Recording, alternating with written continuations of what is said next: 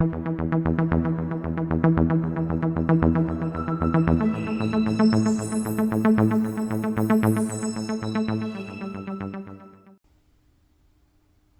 everybody, it's Matt here again, and today we are going to be doing a quick review of this. That's the Sony STR DH190 receiver. Why am I doing this now when I've had this for several years? Well, I'm actually replacing it. Don't tell anyone, it should be arriving today, but I did want to do a quick review of this. I don't think I ever reviewed it back at the time when I bought it all those years ago, and because it is a good receiver. It has pluses and minuses, but we're going to kind of dive in and take a look at what those are. So I'll turn it on real quick. Nice little thud as you turn it on. I have it set up with one of those power strips, one of the smart power strips, so when I turn this on, it turns everything else on in the system. But oh, apparently not that. There we go.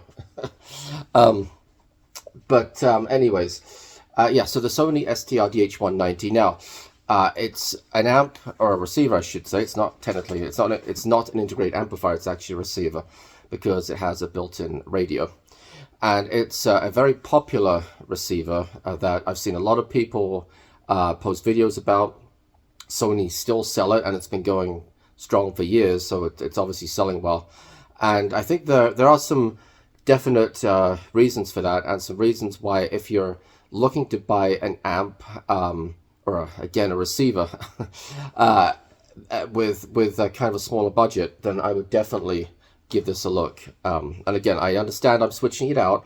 That's not because I dislike it. It's just one of those things where you get into a hobby like music, you know, vinyl and so on, and you sort of make incremental improvements, right? I mean, it's like when people maybe first do get into vinyl and perhaps they buy a Crosley suitcase record player or something, and then gradually they upgrade it. Maybe they get like an Audio-Technica LP60, and then they maybe progress to the 120, and then they get something a little bit, you know, over time things evolve, things change, and you look to improve. So anyways, I've got a list here that I made of pros and cons, and I'm not going to remember them all. That's why I've got the list. So let's start out with the good stuff, the pluses and the minuses. Okay, so you do get decent power. So it's 90 watts, if I remember, into 8 ohms. So 8 ohm speakers, which is what these are.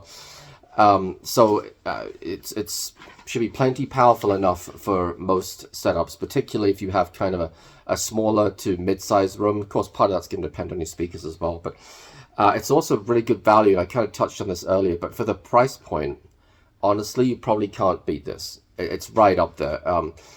It's usually in the range of $150 to $200, depending on the retailer you're looking to buy it from. Of course, it's now November 2024, so probably there'll be Black Friday and Cyber Monday sales coming up. I won't be surprised if you can find it at a little less than that $150 price point during the sales. So for that kind of minimal outlay, $150-ish, honestly, again, I don't think you can really do better. And now, to be perfectly honest, in some ways there's not a lot of competition. It's not like it was in the 70s and 80s where every other electronics company is making receivers and amps. So I get that. There are one or two alternatives from Yamaha, and the replacement I'm getting is actually a Yamaha, although it's an integrated amp and not a receiver. But yeah, again, for that $150, that price point, and especially if you're just getting started, I mean, why not, right? And it's a Sony, so you know it's going to be decent, you know. Let's look at other things this has going for it. Okay, it has a phono preamp. So if you, like me, have a turntable back there, and you want a receiver or an amp to hook it up to, and you don't want to have to buy an external preamp, then this does have a phono preamp. The phono preamp is just okay. It's just acceptable. But again, just starting out, no problem with using it. I have used it before, and it was all right. I don't use it anymore. I have an external preamp, but again, it does come with it. It's nice to have. All right. It also, as I touched on, it has an FM radio because it is a receiver. It doesn't have an AM radio, but I'll get into that when we kind of get into the negatives. But it does have FM radio, so if you want to listen to traditional radio broadcasts, provided they're FM, then you know, this has got you covered. It also has Bluetooth, which is one of the things I've used most actually on this receiver. The Bluetooth is nice because if you want to stream from you know, Tidal or Pandora or YouTube or anything, Spotify, then you can just pair it with this. The pairing process was easy, doesn't take long, and you're good to go. And then you can just switch this to Bluetooth. It will automatically connect with your phone or whatever you've got it connected to, paired with. Then it will, yeah, it will play the audio from whatever you're streaming. And of course, then if you've got like a computer hooked up to this, or a tape deck, or in this case, I've got a mini disc deck up here too, then you can record from that too. So kind of nice. It also has an auxiliary in right here. It says portable in, so a 35mm jack input. Nice if you want to, you know, hook up something the more traditional way. You don't want to do the streaming. Then you could hook up an iPod or something like that. If you want to go really old school, I guess you could hook up like a Walkman or something to it. But yeah, nice to have that as well. It has 4 inputs, 5 if you count the phono input, but it has 4 additional inputs. One of those is an in-out input. So, for example, for a tape deck or the mini disc, it has connections for both in and out. So you could, in the case of like a tape deck, you could both play and record through the receiver. The remote is good too. Let me show you the remote control. There's the remote. I like how it's laid out. Occasionally I do find myself, because you've only got 2 tones, right? You've got kind of this off-white gray and the black buttons. I do occasionally find myself having to kind of scan, you know, look at the words to figure out what each button does. But usually it's pretty intuitive, and most of these you won't need to use other than when you're first setting things up. So by far the buttons I would use the most on this would be the inputs or the volume right here. I like how the volume, it's got a little notch here, so you can kind of rest your finger here, and I find it very intuitive just to use your thumb to move the volume up and down. So it's a good remote. You can also hook up 2 pairs of speakers. It has A/B speaker connections, which is nice. Usually with things like this, it's not recommended to hook up 2 simultaneously. This does support doing that. And by that I mean to run them both simultaneously. So you could have them connected, but normally you would switch between either using A or B. So for example, if you either had one set of speakers in one room, another set of speakers in another room, or I suppose if you really wanted to, you could have 2 completely different sets of speakers in your setup that you just switch between out of, you know, a matter of taste or whatever your mood is, I guess. You wouldn't normally want to run both at once, because that does tax the receiver quite a bit doing that. But anyway, so that option is there. So let's move on to the negatives. Okay, I mentioned this before. It doesn't have AM radio, which I kind of get. Sort of. You know, if you're looking to be a modern receiver, why would you have AM radio? It doesn't have the sort of following that it once did, even as recently as 10 to 20 years ago. And it's you know, AM radio is something that's never going to sound good, right? So I sort of get why they omitted it. I'm also wondering if they omitted it because adding it would have tipped it over a price point, right? Let's say your retail of this is $199, which is at the higher end of the range you tend to find it at, but let's say it's $199. That's your manufacturer suggested retail price. Maybe putting AM radio adds $5 to it. I'm just plucking a number out of thin air in terms of parts and labor and whatever. Well, it's not a lot, adding $5, but psychologically it's a lot. And now, do you not make as much money on it by keeping the retail price at $199, or do you bump it up to $204, $205, which psychologically, to a lot of people, is a lot different than $199. You know, that old marketing gimmick. So I don't know if it's anything to do with that, but just be aware that it does have FM radio, but it does not have AM radio. So we mentioned the speakers before. the AB speakers. Now, the speaker connections aren't great. They are just the those sort of honestly kind of cheap plastic spring clips, which if you're using maybe like 15 gauge speaker cable or thinner is probably just about okay. Anything thicker than that, you're going to run into trouble, which I was real borderline with what I used. I think, did I use 12 for these? I think I used 12. And it yeah, like I said, it's real borderline in terms of being able to actually fit fit the cable, the speaker wire into it comfortably and clip it in. So there are no options to use banana plugs. It's just not a thing. You've got the little spring clips. So it's not a huge negative, and it's just going to maybe restrict you slightly in terms of your choice of speaker wire.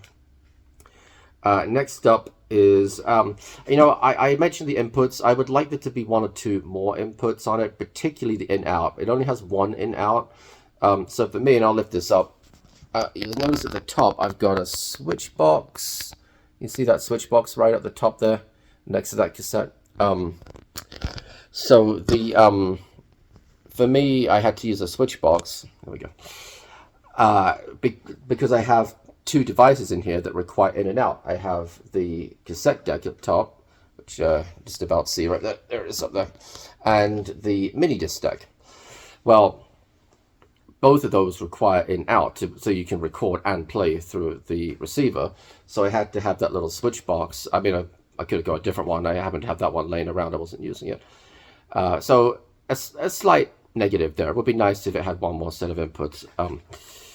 Let's see what else. Speaking of inputs, there is no subwoofer out. Now, for those of you who want to use a subwoofer, and I am one of them, but there are ways around it, just be aware there's no dedicated subwoofer outline. So if you want to use the RCA style cable, which you might find more commonly with, let's say, AV receivers that you would use like with your TV, that doesn't exist. Not on here. Okay.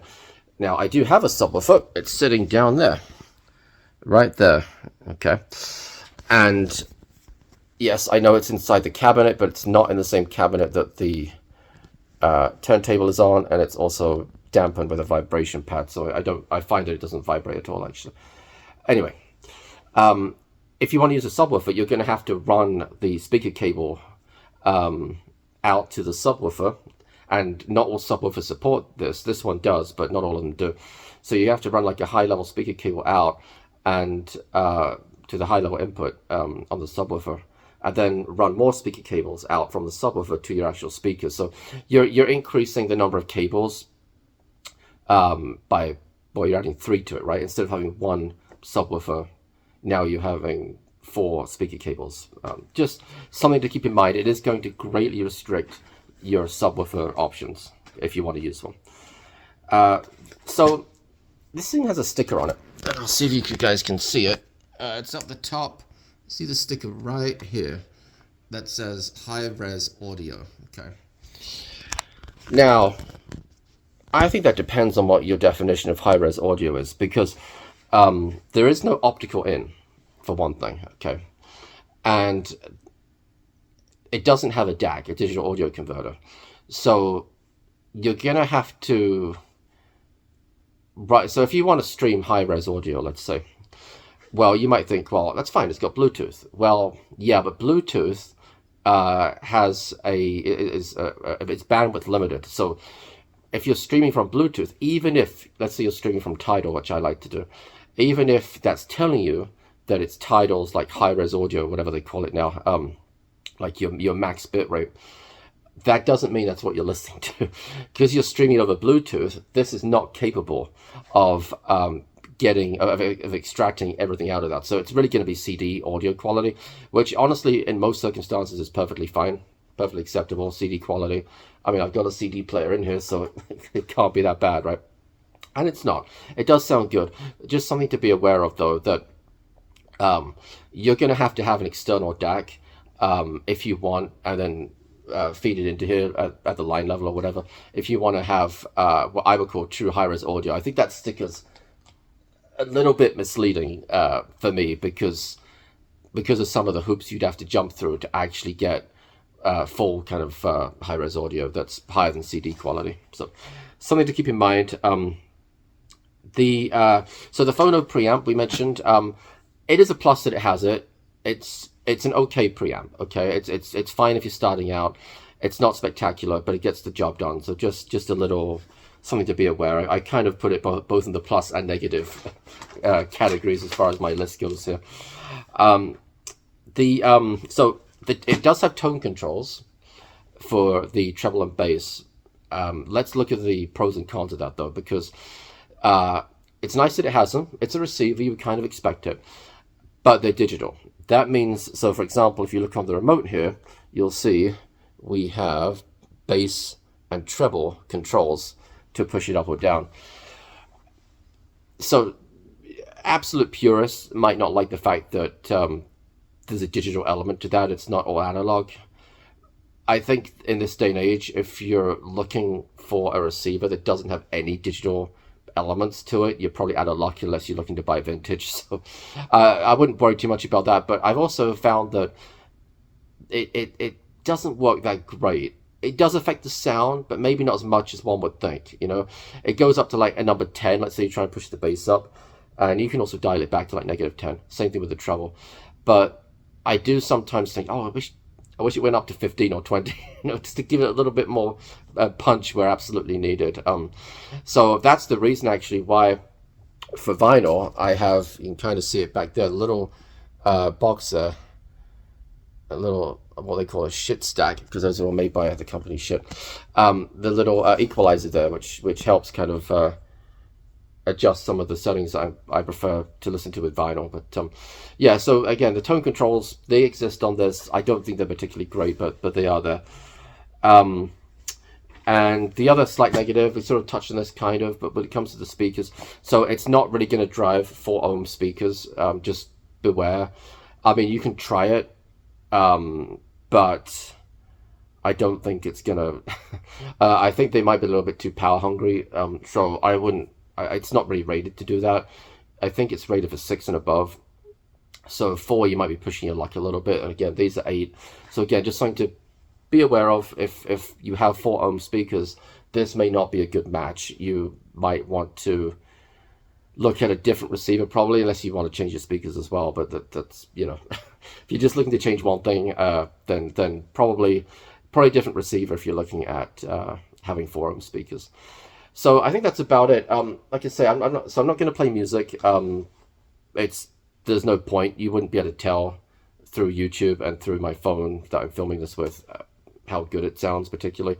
So again, pros and cons. And it might sound like I went through a lot of negatives, but actually, I think there actually were 1 or 2 more positives. I'm just looking down my list and counting them, than there are negatives. And it's like anything, right? Even, you know, you can spend thousands on some receiver or some integrated amp, you're still going to find a couple of negative things. Of course, you know, it's inevitable. And some of these things, to an extent, are a matter of taste, perhaps. Like I mentioned, the tone controls. That's maybe something that matters more to some people than others. Or the ability, or how good it is at maybe driving 2 sets of speakers or that sort of thing. And the AM radio, so for some people, that might be a deal breaker. Other people might say, I don't care, I'm not listening to the radio anyway. So yeah, that's it. That's my review. I would definitely, if you're just starting out, and even if you're not, if you're looking for maybe a second amp or receiver, if you're being really sort of budget conscious and you want something that's going to be less than $200 for sure, then I'd recommend it. Sony STR DH190. It's good. It's not great overall, but for the price point, I'd say it probably is. All right, thanks as always for watching, everybody. Always appreciate everybody who comments and subscribes. And until next time, bye-bye.